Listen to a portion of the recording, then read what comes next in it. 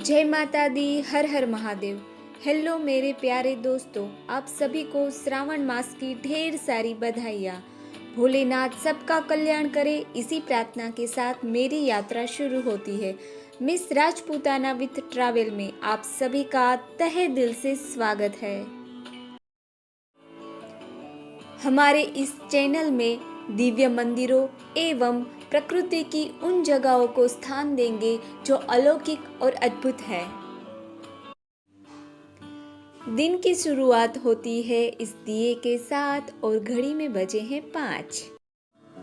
हम निकलेंगे अपनी राम प्यारी के साथ भगवान श्री गणेश की स्वयंभू मूर्ति के दर्शन को। मौसम भी था सुहाना और ठंडी हवाओं का था आना जाना। इसी के साथ हम पहुंच गए हैं गणेशपुरी। गेट पे लिखा है गणेशपुरी नित्यानंद ध्यान मंदिर गणेशपुरी। कितना सुंदर और अलौकिक मंदिर दिख रहा है। चलो अंदर जाके देखते हैं कि भगवान श्री गणेश की मूर्ति दिखने में कितनी निराली है। अंदर आते ही शांति का एहसास हुआ। जहाँ नजर जाए वहीं हरियाली ही हरियाली। सामने मंदिर बहुत ही सुंदर और बहुत ही निराला दिख रहा था। हर तरफ हरे भरे पेड़ पौधे और दाईं तरफ छोटे बच्चों को खेलने का बागीचा था। बस थोड़ी दूर चलते ही बारिश ने अपना काम शुरू कर दिया। बूंदें गिरने लगी और मैं फटाफट शूटिंग रोक के अंदर चली गई। दाईं ओर मुड़ते ही आहा, बहुत ही सुंदर, इतना सुंदर मंदिर देखा मैंने, पर उसमें थे माँ राधा रानी अपने श्यामा के साथ। ठंडी ठंडी हवा और चिड़ियों की आवाज ने मुझे मंत्रमुग्ध कर दिया। वह छोटे से मंदिर के आसपास बहुत सारे हवन कुंड और पीछे कुछ काम भी चालू था। लगता है अभी कुछ काम शेष है। माँ राधा और श्यामा के आसपास बहुत सारे ग्रंथ भी देखे। बहुत अद्भुत ग्रंथ थे, बहुत पुराने थे और पुराण भी थे। वहां से निकलकर मैंने एक बड़ा सा गर्भगृह देखा।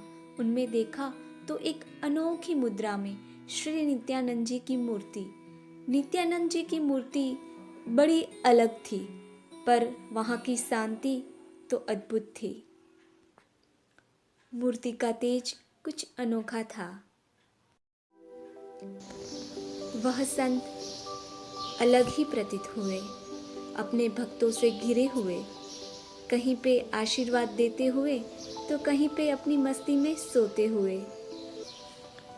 इस पवित्र आत्मा ने 1961 में समाधि ली।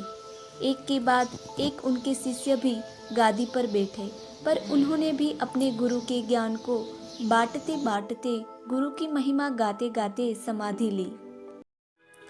मैंने सब कुछ बहुत ध्यान से देखा, समझा और शांति का लाभ भी उठाया। यह देखकर वहाँ के कार्यकर्ता ने मुझे प्रसाद रूप में 2 किताबें दी, जो श्री नित्यानंद जी महाराज के जीवन चरित्र के बारे में बताती थी। मंदिर के प्रांगण में बैठ के 2-4 पन्ने पढ़े, तब मालूम हुआ कि उन्हें भगवान श्री गणेश का अवतार मानते हैं और लोग बताते हैं कि उनका जन्म नहीं हुआ, वह तरुणावस्था में प्रकट हुए थे। खैर, संत की तो क्या जाति, जन्म मृत्यु होता ही नहीं। प्रांगण से बाहर निकलते ही मेरी खुशी का ठिकाना ही नहीं रहा। वह नाचते हुए पेड़ और चिड़ियों का गाना, सामने देखा एक मंदिर बहुत ही सुहाना। देखती ही रहूं या आगे बढ़ूं, बस जिसके दर्शन को आई थी वही चेहरा सुहाना। दूर से ही मुझे वह स्वयंभू मूर्ति दिख गई। साधारण सी दिखने वाली भगवान श्री गणेश जी की मूर्ति बहुत ही प्यारी, बहुत सुहानी, आंखें जैसे कुछ बोल रही हो।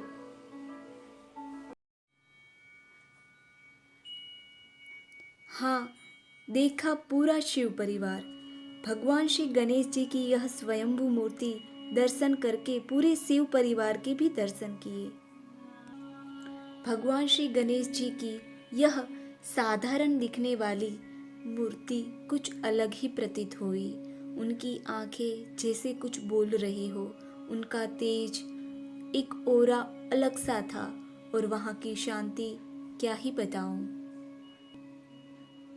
वहाँ की शांति और अकेलेपन का लाभ उठाते हुए मैंने शांति से पूजा पाठ किया और वहाँ की महिलाओं ने बताया कि बापा तो 400 वर्ष पुराने हैं, उनसे ही भी ज़्यादा पुराने। आसपास के गांव से कुछ महिलाएं नित्य नियमित बापा की सेवा को आती है। उन्होंने मुझे बताया कि यह मूर्ति तो 400 सालों से भी अधिक पुरानी है और बापा ने तो कईयों को दर्शन दिए हैं और वह भी साक्षात। उन्होंने बताया कि बापा चुटकियों में अपने भक्तों का काम करते हैं और दर्शन भी बड़ी सरलता से देते हैं। यह सुनकर प्रतीत हो गया कि यह साधारण दिखने वाली मूर्ति इतनी तेजस्वी और आभा वाली क्यों लग रही है। उठने का मन तो नहीं कर रहा था, पर बादल अब बरसे तब बरसे, बूंदें भी निरंतर चालू थी। बस घर जाने का समय आ गया। थोड़ी दूर चलते ही एक अनोखा गोवर्धन पर्वत देखा। फिर मन में सोचा, अरे कृष्ण की लीला देख के चलूं। वह छोटे से गोवर्धन के निकट जाते ही लगा जैसे मैं वृंदावन पहुंच गई।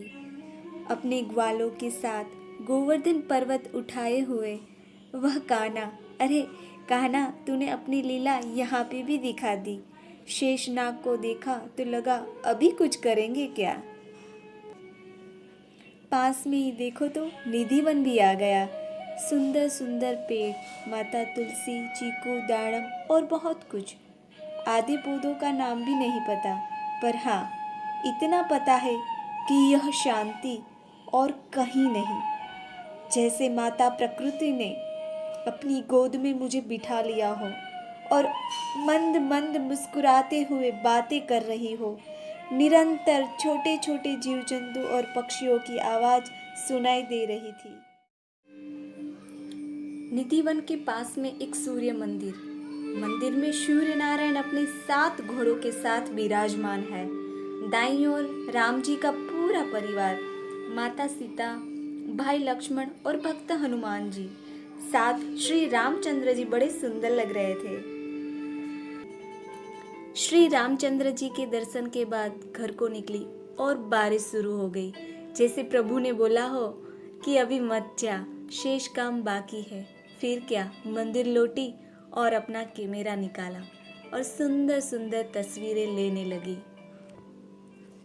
फिर क्या, बारिश रुक गई। फिर प्रभु से वादा किया कि प्रभु अब घर को जाऊंगी, वादा है वापस आऊंगी। बारिश रुक गई और अपनी राम प्यारी के पास पहुंच के सामान बांधा और निकले घर के लिए। बस रास्ता भी सुहाना था। बस अब तो घर जाना ही होगा। मेरे प्यारे दोस्तों, चाहे आप लाइक करें या ना करें, भले ही सब्सक्राइब भी ना करें, पर कमेंट में आप श्री गणेशा जरूर लिखें, हर हर महादेव जरूर लिखें। आपको जो सही लगे वह करें, पर मेरे साथ इस अद्भुत यात्रा में जुड़े रहे और दिव्य मंदिरों के दर्शन करते रहे। सदैव हंसते रहे, मुस्कुराते रहे, कभी अपने लिए कभी अपनों के लिए। स्वस्थ रहे, सुरक्षित रहे और अपने देश को स्वच्छ रखे। जय हिंद, जय भारत।